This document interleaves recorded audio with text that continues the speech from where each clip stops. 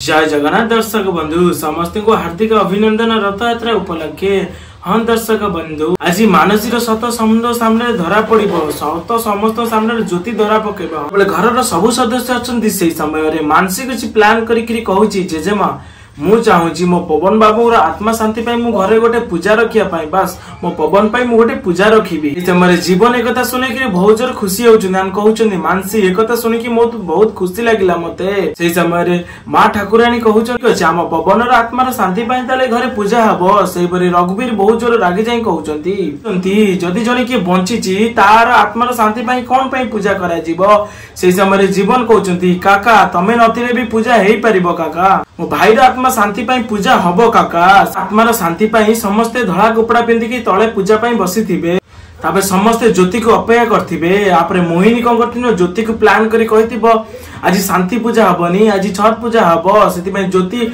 आउ गोटे साड़ी पिंधिकी आसीथिबो गोटे अलगा कलर या देखला परे मां ठाकुरानी बहुत जो रागी जिबे ज्योति ऊपर आंड चिलेकी पानी ज्योति मुहरे ढाली दउचंती तापर कहउचंती तो किस्मत भलो अछि आज पवनर आत्मा शांति पूजा होउची नले मु तते गुली कर देतांती सांग माने एबरी सुंदर एपिसोड आपण माने देखियो पाइले आपण माने कोन लागुची